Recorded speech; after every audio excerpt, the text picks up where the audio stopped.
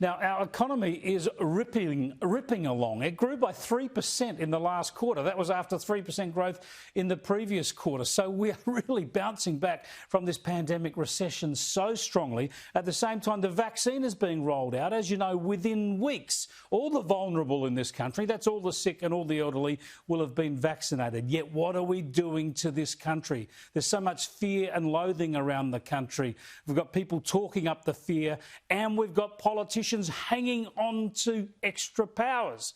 Victorian Premier Daniel Andrews has extended his emergency powers now for another 9 months. This is after shutting down his state for 5 days last month for no real reason except political posturing and political panicking. He's pleased now. He's scaring people. He's telling them he needs these powers. Have a look. This is not over. It's still very real. In fact, the challenge is getting more complex in some ways because the virus is actually changing. So to have that legal certainty, to have the framework in place, that is a good thing.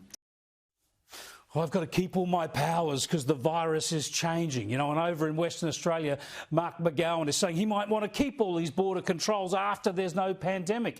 These people have too much power. They have been panic-stricken. They're keeping their populaces frightened, and they're popular for it. I think in the end, Scott Morrison has to assert more leadership here.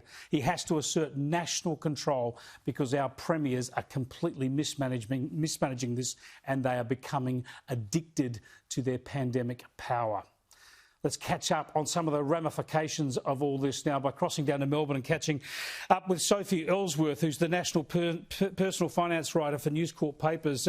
Sophie, you've been on this all along, but look, we're in such a good position as a country in a health sense and economically, yet they want to keep their powers. Chris, what's going on down here in Victoria is absolutely devastating for so many people. When it came out last night that the state of emergency would be extended now through till December, it means Victoria will be under this state of emergency for almost 2 years, Chris. And speaking to business owners today across Melbourne, they are absolutely devastated. I spoke to Guy Grossi, who's one of the key well-renowned business owners, one of the popular restaurant owners in Melbourne, and he told me a shiver went down his spine when he heard that those powers had been extended. These business owners, Chris, are frightened. They're worried what lies ahead, and that Daniel Andrews could lock them down at a moment's notice. That's the point. These powers give him the ability to instantly lock down areas, lock down the state, shut up these hard borders, force people to wear masks, whatever it is. And that's just such an onerous threat hanging over people, especially when you see how over the top he has been in the past. Makes it extraordinarily difficult for businesses to plan, let alone people around this country to book flights and accommodation to spend some money.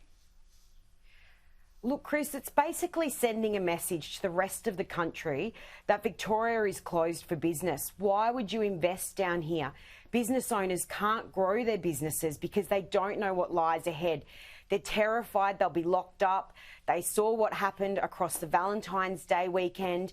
And Chris, this goes beyond restaurant owners, waitresses, bar staff. It goes far bigger than that. It goes down the supply chain. It impacts workers all across, you know, truck drivers, taxi drivers. It impacts farmers, produce providers. So many people are impacted along the way in this. And Melbourne is going to just absolutely fall apart unless people can actually get on with business. We need to get people back in the offices. We need to get businesses back flourishing because, Chris, I'm worried Melbourne is going to be absolutely left behind, well behind Sydney. It's such a worry because we see on all the evidence, we know that the last lockdown was unnecessary. We know the lockdown in Brisbane and Perth, they were unnecessary. And we know from all the data that Victoria could have got on top of its big outbreak last year without some of the onerous measures it put in place, such as the curfew, the ring of steel and the like. Yet because they have the emergency powers, they don't have to learn from their mistakes. They'll just keep repeating them. And that's exactly what will happen, Chris. I have absolutely no doubt our Premier, who is drunk on power down here, we have to be honest about this. He is obsessed with telling Victorians how to live their lives. He stops us from doing our daily things at a moment's notice, and he has no regard for business owners or anyone that is outside the public sector. And it's devastating to see what is going to happen to this state. And sadly, they've got so much power down here, the state government. But Chris, I will say, I think the tide is starting to turn. I think Victorians are waking up to the state government, and we need the opposition to really step up now, because otherwise we face another 4 years of Daniel Andrews in power and this state will be crippled. Thanks for joining us, Sophie. I appreciate it.